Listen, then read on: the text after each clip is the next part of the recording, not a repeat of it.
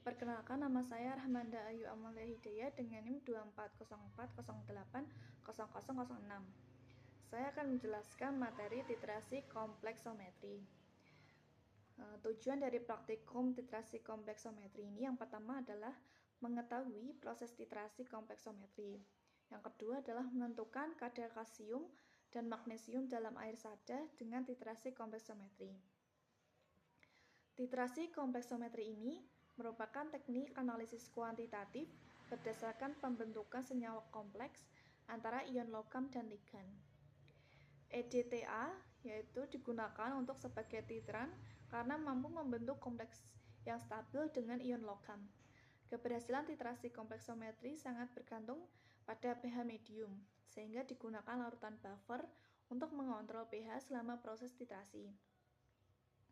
Untuk prinsip reaksi kompleksometri dengan EDTA ini, dalam larutan bereaksi dengan EDTA membentuk kompleks yang stabil. Kompleks tersebut tidak mengalami disosiasi kembali sehingga dapat digunakan untuk menentukan konsentrasi ion logam dalam sampel. Fungsi indikator Eriochromplexy atau EBT yaitu berfungsi sebagai indikator yang akan berikatan dengan ion logam membentuk kompleks berwarna merah anggur. Saat EDTA ditambahkan, kompleks ion logam EBT terurai dan ion logam membentuk kompleks dengan EDTA, menyebabkan perubahan warna menjadi biru jernih pada titik akhir titrasi. Kemudian, saat titrasi dimulai, larutan berwarna merah anggur ini karena kompleks ion logam EBT. Ketika EDTA ditambahkan, ion logam lebih memilih berikatan dengan EDTA dibanding EBT. Saat semua ion logam bereaksi dengan EDTA, warna larutan berubah dari merah anggur menjadi biru, menandakan titik akhir titrasi. Untuk bahan yang digunakan, yang pertama adalah EDTA dengan konsentrasi 0,1 N, yaitu digunakan sebagai titran untuk membentuk kompleks dengan ion logam. Kemudian indikator EBT yang berfungsi untuk menunjukkan titik akhir titrasi. Kemudian buffer pH 10 menjaga pH larutan agar reaksi kompleksometri berlangsung optimal. Kemudian Aquades digunakan sebagai pelarutan-larutan standar dan sampel. Untuk langkah kerja untuk praktikum ini, yang pertama adalah pembuatan larutan EDTA dengan konsentrasi 0,1 N. Yang pertama adalah ditimbang dengan teliti 37,23 gram serbu EDTA yang telah dikeringkan. Kemudian dilarutkan dalam Aquades bebas ion dan diencerkan hingga mencapai volume 1 liter. Kemudian langkah kerja untuk pembuatan indikator EBT.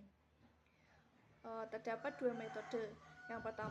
Metode pertama dilarutkan 0,2 serbuk EBT dalam campuran 15 ml triethanolamin dan 5 ml etanol.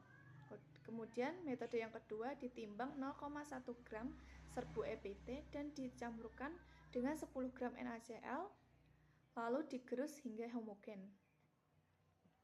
Yang ketiga adalah langkah kerja pembuatan larutan buffer dengan pH 10. Yang pertama adalah 248 amonia pekat ditambahkan 35 kristal NH4Cl. Campuran tersebut diencerkan dengan Aquades hingga mencapai volume 500 ml. Kemudian penentuan kesadahan. Langkah yang pertama adalah dipipet 100 ml larutan sampel ke dalam labu Erlenmeyer 100 ml. Lalu ditambahkan 2 ml larutan buffer dengan pH 10 dan sedikit indikator EBT. Lalu dilakukan titrasi dengan EDTA dengan konsentrasi 0,1 N hingga warna berubah menjadi merah anggur menjadi biru.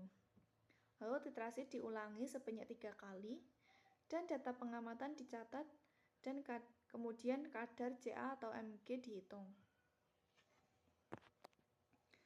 Untuk contoh analisis data dan contoh perhitungan, yaitu kadar kalsium atau magnesium dalam sampel dapat dihitung dengan rumus M1 dikali V1 sama dengan M2 dikali V2, di mana M1 adalah normalitas EDTA, V1 adalah volume EDTA yang digunakan, M2 konsentrasi ion kalsium atau magnesium dalam sampel, dan F2 adalah volume sampel yang dititrasi. Untuk contoh perhitungan, misalkan volume EDTA yang digunakan adalah 8,5 mili dan normalitasnya 0,1 N. Jika volume sampel 10 mili, maka konsentrasi kalsium atau magnesium dihitung dengan 0,1 dikali 8,5 sama dengan M2 dikali 10. M2 sama dengan 0,1 dikali 8,5 dibagi 10, yaitu dihasilkan 0,085 N. Hasil yang diharapkan dalam praktikum titrasi kompleksometri ini diharapkan menghasilkan perubahan warna dari warna merah anggur menjadi biru jernih pada titik akhir. Tips agar titrasi berjalan akurat yang pertama adalah memastikan semua larutan telah dibuat dengan konsentrasi yang benar. Yang kedua adalah melakukan titrasi secara perlahan mendekati titik akhir untuk menghindari kelebihan titran. Yang ketiga adalah menggunakan burette dan pipet volumetrik dengan ketelitian tinggi. Untuk keselamatan kerja, yang pertama adalah menggunakan APD yang lengkap, lalu menghindari kontak langsung dengan larutan amonia pekat dan EDTA. Kemudian memastikan laboratorium memiliki ventilasi yang baik sehingga saat menggunakan zat volatil akan aman. Menurut saya, bagian yang tersulit adalah menentukan titik akhir titrasi karena perubahan warna yang terjadi secara bertahap. Kemudian kesalahan yang mungkin terjadi yaitu penambahan titran berlebihan atau kesalahan dalam pembacaan volume titran. Cara mencegah kesalahan ini adalah dengan melakukan titrasi secara perlahan dan memastikan pengukuran secara akurat. Kemudian manfaat dalam kehidupan sehari-hari metode kompleksometri ini yang pertama adalah digunakan dalam pengelolaan air untuk mengontrol kesadaran serta dalam analisis kimia industri dan farmasi.